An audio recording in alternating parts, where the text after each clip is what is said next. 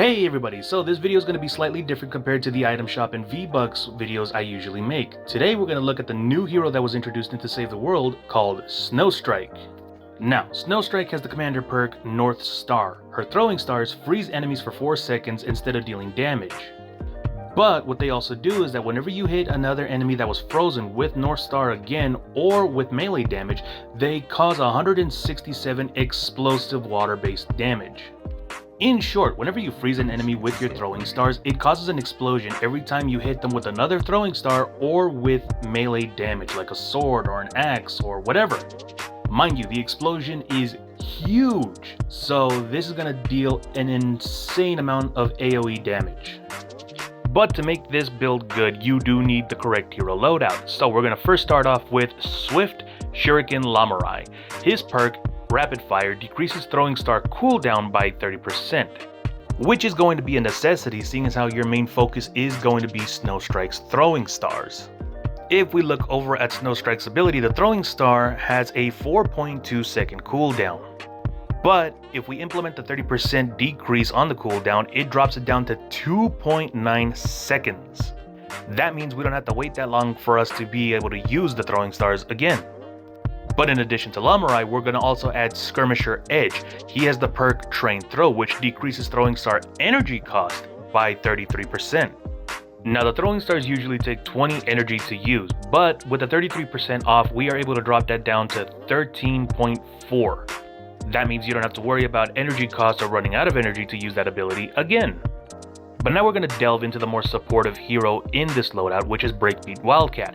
She has the perk Battle Beat, where eliminating 10 enemies in 9 seconds grants Rocket Rift, increases damage by 50% and melee attack speed by 32%. Which is great, seeing as how the weapon that we're going to be using is a special kind of sword that is going to need that increased attack speed. But don't forget, it also says increases damage, so this will increase the damage for Snowstrike as well. That explosion, that 165 damage, is going to increase even more. But as I stated, we're going to be using a special kind of sword, and so for that we want Whiteout Fiona with her perk, Anatomy Lesson. This increases critical ratings of sword, axes, and scythe by 15. What critical rating basically means is that you have now a higher chance to crit whenever you land an attack on an enemy. And with the sword that we're going to be using, this is going to be a necessity. You're also going to be dead center in a swarm of husks, so you're going to need to stay alive. That's where Arlene Iza comes in with her perk, Monster Smash. Increases life leech with melee attacks and going constructor up to 15% based on the percentage of your missing health. So, the lower your health, the higher your heal. And with the special weapon as well as Snowstrike's ability, you're going to be doing a lot of damage to a large area. And to top it all off, we're going to use the team perk Happy Holidays. This reduces your ability cooldown by 40%. This means that you'll perpetually be able to keep all the husks frozen. And the weapon that we're going to be using is my utmost favorite melee weapon, the Stormblade. Now the perks for the Stormblade is 30% attack speed, 30% more damage, we're going to have it energy element, we're also going to have 30% crit rating, as well as 36% damage to missed monsters and bosses. That is something you'll definitely need. But it's the 6th perk that we're going to be looking at, which says critical hits with this weapon causes an explosion, damaging enemies within a 0.5 tiles for 43 base damage. So combining the explosion with Snowstrike and the explosion with the Stormblade, you are going to be a walking explosion all around the swarms of husks. So here I am over at a 160 mission Ride the Lightning, and I'm playing with a couple of randoms. Reason being is because I don't have any teammates to go out and play Save the World with to try out these builds. But as you can see, I am doing a sort of send-off build, seeing as how the van is at the edge of the map. What you're able to do with these is that you're able to throw wall launchers, floor launchers, and send them off the edge of the map, causing an insta-kill. And it's honestly really fun to go to make these builds because it's always hilarious watching the husks fall to their deaths off the edge of the map. It's just hilarious. Now, over on this side of the map, I'm actually putting up a lot of tar traps, and the reason being is because this is going to help me activate Battle Beat, which increases my damage and melee speed.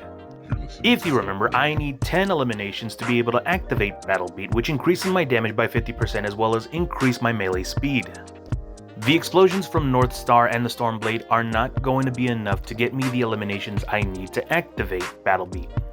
So it's always good to have little traps here and there to be able to help you out and activate it.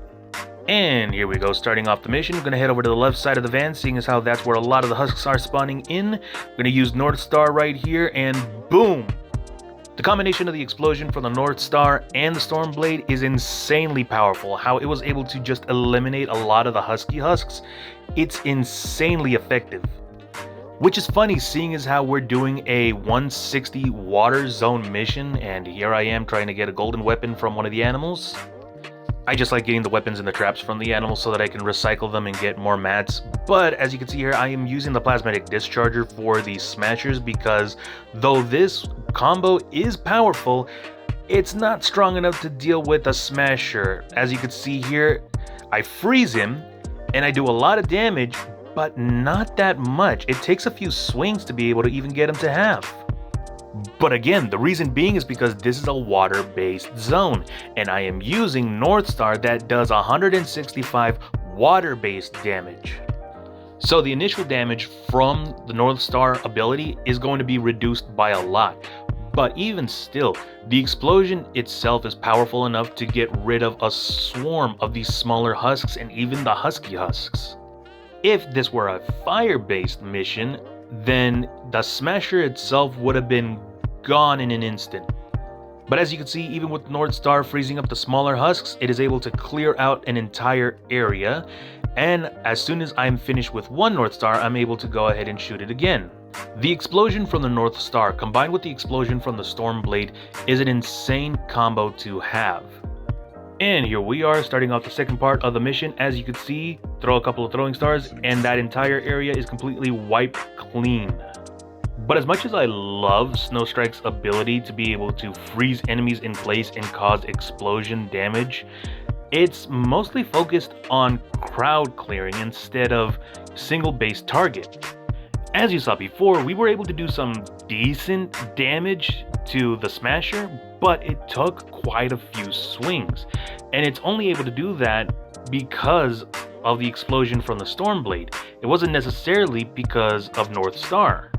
I will say this ability does shine in the freezing aspect because not a lot of things are able to freeze a smasher mid-charge.